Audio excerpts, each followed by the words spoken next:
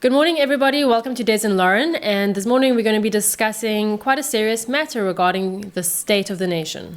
And we will be doing this based on an article that was put out that I think is trying to just pussyfoot around the current situation in the country, what our government is able to do, and not just the politicians, but the whole government, all the people that work within government. And remember, politicians are elected, supposed to be representatives of the people, but there's a massive amount of departments and people and works that are supposed to make this country function. And based on all of what was created before, pre-1994, those things were literally handed over, taken over post-1994, and people weren't just fired out of their jobs, they remained in their jobs. New people came into positions later on, and we have come to where the country is now based on all of those events. So this is not about blame. This is trying to find out where are we at as a country right now. And this article that is in News 24, you'll get a link in the description below as well as in the first comment, is talking about 3 articles that you can find at the bottom. And they are trying to say that, are we a failed state, or is the state, or are we having state failure? And what South Africa must do to change its future.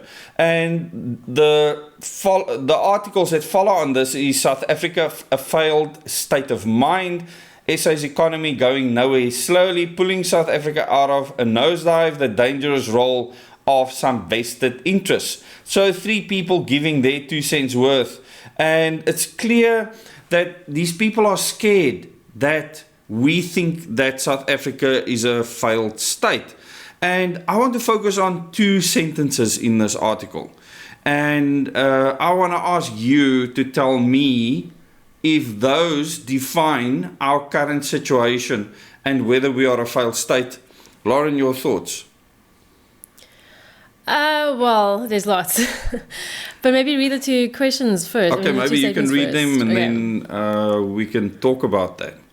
A failed state is defined as a state that can no longer perform its basic security and development functions, and that has no effective control over its territory and borders. Next, a failed state is one that can no longer reproduce the conditions for its own existence. So, the first one speaks about control over its territory and borders. Well, firstly, I think we need to understand what we expect from a state. Yes. A state is what will protect the national sovereignty of a country, protect the borders of a country, make sure that we are strong against any outside threats, any threats from any other government, and also maintain friendly international relations, not parasitical ones. And our government completely fails at every turn when it comes to that. Yes, and when we mean government, we don't mean the ruling party, we mean the entire government. Yeah, I think a lot of people also don't understand there's a difference between state and politics as well. Yes. There's supposed to be a very, very distinct line between the 2. And with government, you have elected officials, elected politicians representing the people in National Assembly, but then there's a whole government administration taking place when no one is elected. You apply for the job and then you get the job. And I think that's often where there's a lot of failure taking place. And in the second point, a failed state is one that can no longer reproduce the conditions for its own existence. In other words, the reasons why South Africa is supposed to exist as a sovereign state. And I think that has been gone for decades. I don't think that anyone in the current government can reproduce everything that was built in this country. I don't think that they can reproduce the conditions for its existence now. I think it's a parasitical government. I think that they are literally leeching off what people did before. I think many of those people might have left the country, are not interested in politics anymore, or have given up on actually wanting to contribute towards the state. I think the problem goes even further, because you can look at the past and highlight those problems, but looking at the future, the education system has destroyed any possibility of a younger generation being able to build up a nation, unfortunately. Yeah, so if you have to take away everything we have in South Africa right now, you need to be able to reproduce that or improve on that from scratch. And I'm not sure that our education system is raising people with abilities to do that. I don't think our lifestyles also lend itself towards us being able to build a life for ourselves. But don't you think that is why smart cities seems like such an easy solution now? Absolutely. Where you get overseas vested interests coming in and actually taking over. Okay, but then maybe we have to ask this extremely difficult question. No one wants to work. Even you who have a job, you don't want to work. You don't want to do the hard work that is safeguarding your property, growing food, making sure you have water and protection and shelter and energy on your own. We want the convenience and comforts of the economic system that we have at our disposal, as well as the government system, which completely takes away our accountability as citizens. We want that. We don't want to work. We don't want to put in what it takes to be independent and free human beings, and it's why we are subject to a tyrannical government in the first place. Which is a parasitic one, in my opinion. And the last article here by Sean Miller, it says a dangerous role of some vested interests. So his biggest fear is not a failed state, but that other people will come from the outside, make sure the state doesn't fail because they have their vested interest, and what that means for the people of South Africa. And certainly a concern of ours, something we have spoken about a lot, and that's probably the only thing that's kept the country going, are these vested interests, ironically. Ironically. Yes.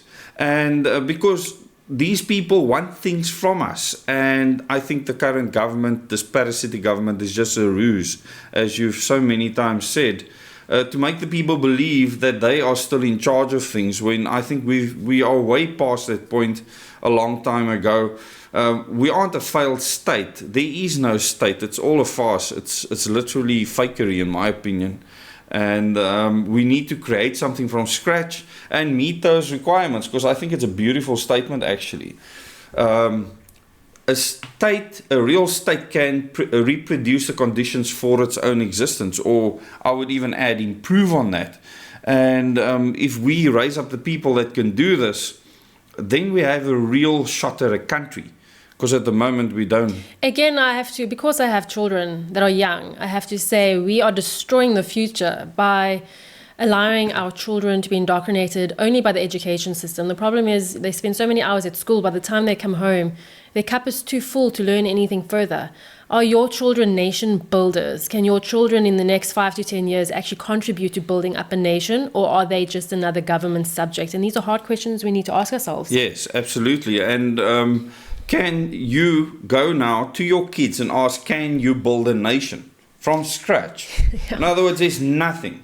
You walk into a barren land. It basically means you're going to be building a dam. You're going to be making bows and arrows out of the resources around you, so you can shoot your food water and pumps, build a bridge and build houses that are safe under all weather conditions. Those basics, and the kind of economic climate that has prevailed for the past few decades has pushed the majority of people into safe office-type corporate jobs. And unfortunately, as a nation, while we've built up comforts with economic power, we have become so incredibly weak, heart and soul, and physically weak, that I think the majority of people cannot contribute to building up a nation. And I think of the current parliament, and what they represent, I don't see a single person there that can build a nation. Not one of them could lead companies, the citizens of the country, to even want to build something together, because everyone wants to do different things. It's separation politics, it's divisive This is the politics. crisis. This is the crisis of our political system. It attracts the unemployables in every single party. I don't care which party you're currently aligned with and how great you think they are. The public representatives that are elected by the people, well, no, not by the people, elected and put in place by their parties, they are mostly the unemployables. Anyone who's successful in the industry, anyone who's successful in their current state of employment, are so averse to being involved politically. They run far away from politics. They will not go anywhere near politics. Why would they? Parliament is basically, and every party is included here, Parliament is made up of the unemployables. Every local municipal council is made up of the unemployables. And that is sad fact and state of our current political system. And this is why we want to, well, I believe we should move away from the party political system. And not just that, we need to, while we change the system, we need citizens to be willing to stand for public office within a new system. And that unwillingness... State builders, people that can build. That unwillingness to represent, to do that hard work, is why we're in the situation we are in right now. We are being led and controlled, and decisions are being made by unemployable people. And that is actually quite scary because they can't make decisions. So they're getting it from these vested interests. These other parties, international interests. These people couldn't write the documents that they make decisions on. They are too dumb to do that. I absolutely believe that. I believe the word dumb is a good word. I don't think they care about furthering their intellect or actually gaining proper knowledge. Bums on seats is all that's important. Make sure that your party put you on the list and that you actually end up being elected through the current, in my opinion, fraudulent electoral system. And this is where we're at right now. I don't believe that we have anyone in our current state, which includes the politicians and the people working for government, which is a lot of people, that they have the ability to reproduce what's already there. Or never mind the ability, the desire. I mean, I had the fortunate opportunity to work both for a political party for a short period of time and for local government for a short period of time. And I immediately saw how cushy the jobs are, whether it's for working for the party or working in government. It's a very comfortable job, unless you're like a director or something quite high up. It's a very cushy job at the end of the day. And the workers, they talk about There's no, yeah, you basically, you can't get fired. They brag about how it's impossible to get fired, and you're showing up so that you can retire. And I think, unfortunately, there's no innovation, there's no ambition. And when I studied that short course with UCT on public administration, this is something I concluded my project on, how actual government administration, the administration side of government, needs to borrow from the private sector, because government is completely void of innovation and ambition specifically. There's no incentive to outperform your colleagues. And because this environment exists, we are seeing state failure. Yeah, and I won't say that our state has become failed. I believe it was designed to be failed from the beginning. Set up to fail. And we cannot at the moment reproduce the conditions for our own existence.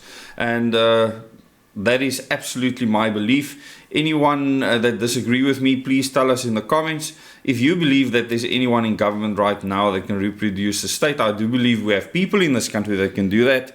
They're not interested in politics right now. We're going to have to convince them, create hope and a new system where they could feel, they could function and bring all of those talents and abilities to actually build a state that can have effective control over its territory and borders, which is another requirement.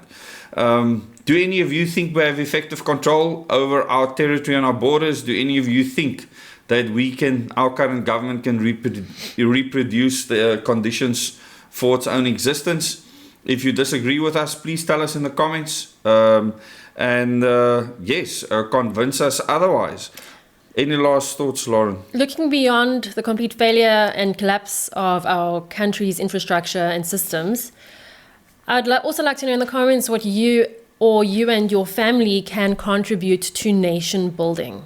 What have you got to offer in terms of not nation just you, building? but your children, your whole children family. Too, in terms of skills, in terms of physical labor, in terms of all the good things that make up a civilization, an advanced civilization that I don't think we've experienced ever in this country, and hopefully we will one day. But I'd like to hear from you what you could contribute to nation building.